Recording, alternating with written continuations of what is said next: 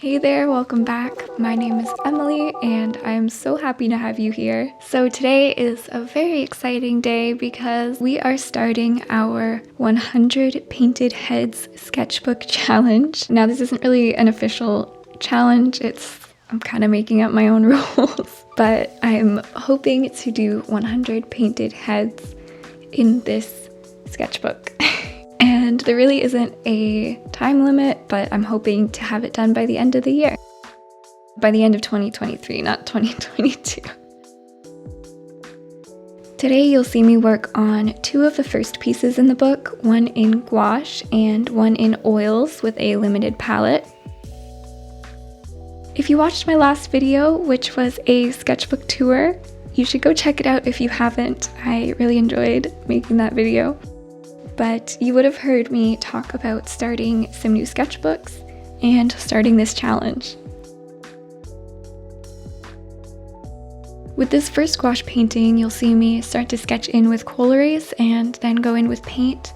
I did a nice wash in the background to give myself, a colored ground to work on, which is very good for understanding your values. I kind of approached this one more like I would an oil painting. And with this challenge, that's what I want to do. I want to try different ways of going about constructing a portrait. And I know there will be a lot of failure, but I think that's a positive thing because we will learn through our failures, right?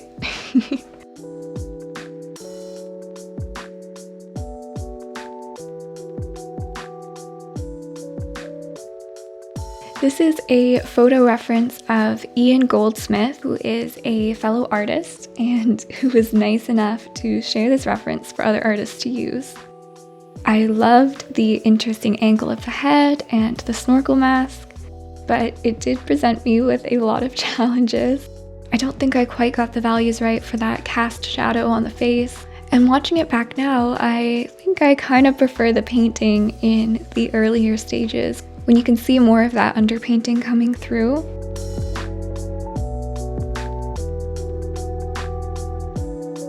I think I pushed this one a little too far, and I wish I could go back and tell my past self to stop.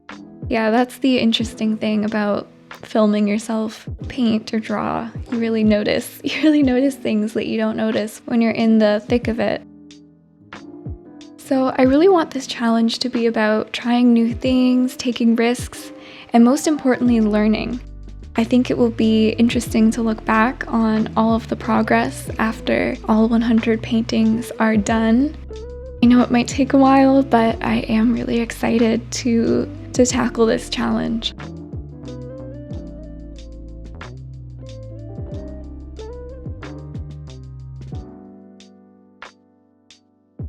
I don't know if I will do every painting a full page like this. I'm actually thinking I will do some that are smaller head studies, maybe in gouache, where I'm just focusing on super big value shapes and really trying to break down a portrait into its most simplified form. So we might do a few of those soon, maybe like 4 per page sort of thing.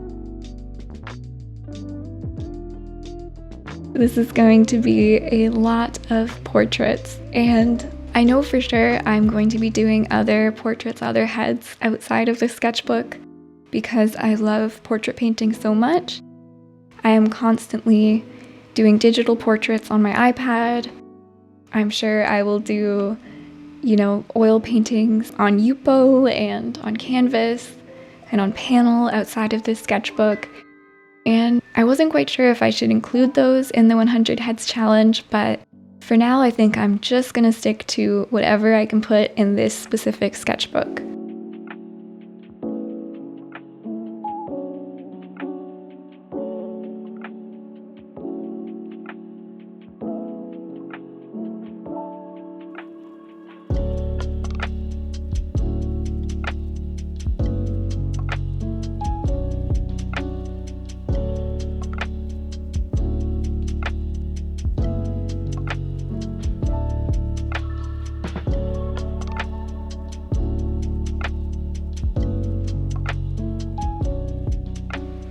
I did enjoy sort of this way of placing down the paint, almost as if I was working on an oil painting, but I don't know if I did it in the most successful way.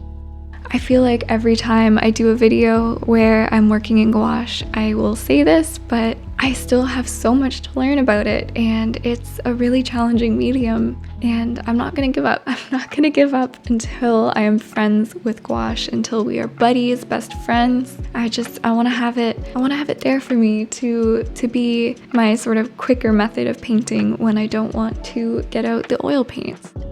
So we'll see. I don't know, maybe eventually I'll just switch to acrylic or something, but I really like gouache, so here's to hoping I can figure it out. So I think in this sketchbook it is going to be mostly oil and gouache, but I might try to sneak in some oil pastel, or I'm thinking of even doing some watercolor. I really do love watercolor, even though I don't think I'm the best at it. I would love to practice a little more. So I'm thinking of ordering some watercolor ground that I can paint on the sketchbook pages and then be able to work with watercolor on them. I've never tried using a watercolor ground. I don't know what it feels like, but yeah, it could be interesting. Speaking of grounds, I'm trying a new one for oils. I'll show it on screen. I think it's called Bindex, and I just ordered it online, and I've seen a few oil artists work with this in moleskine sketchbooks, so yeah, I thought I would give it a go. The last few times I have painted in oils in a sketchbook, I have used I believe it's a Liquitex transparent gesso, and I did not enjoy how grainy the gesso was. It almost felt like painting on sand, and especially in such a small scale, I just really didn't like the look of it. Immediately I noticed how much smoother it is compared to that transparent gesso I was using. It is so smooth, it is almost akin to painting on Yupo. Not quite, but almost. It's slippery. The paint goes on very smoothly, it almost slides across the surface. I'm going to have to do a few more paintings using this ground before I can let you guys know my thoughts, because so far I'm not quite sure. So this painting, I am using a limited color palette of alizarin crimson, viridian green, and titanium white. And this was a limited palette suggested by the artist Thomas Gouache. I really hope I'm saying his last name right. Great artist. His portraits are incredible. And he just started doing some live streams of his paintings. And in one of them, he suggested that people try this limited color palette. So using only these 3 paints was way more challenging than I expected. And also I felt like I was kind of working against my mediums. I realized that I didn't have any viridian green. I thought I did, but I only had a cobalt green. So I asked my father, who is also an artist, if he had any viridian green, and he did, but it was an ancient tube made of lead, and the paint was very old, and I found it was quite goopy. And it didn't really want to mix with the other colors. So I feel like this painting was leaning a little more alizarin crimson than I would have liked. I wish I could have explored the nuances of those mixed grays a little more, but the paint did not want me to do that. It said, no, leave me alone. I don't want to combine with anything else. I don't even want to go down on the paper. So it was a struggle. I'm definitely ordering some new viridian green. But I've had a lot of success with painting with old oil paints. They generally age pretty well if they're sealed. But this one, it was almost like the pigment had started to separate from the binder, and it made it quite difficult. I did enjoy this painting though, even though it was a little bit of a fight. I find, and maybe some of you guys will find this as well, that when you're painting, sometimes it is like a walk in the park, but this is very rare. And most of the time it feels like a full-on battle. It feels like combat. and it's a struggle, and you're fighting, and you might as well be cursing at your painting because you're like, why is it not going right? But I guess that's kind of the joy of painting in a weird, messed up way. We love it, but it's so challenging and it kind of kills us sometimes, but it is also so rewarding. At least that's my relationship with it. I love painting, but boy do I hate it sometimes.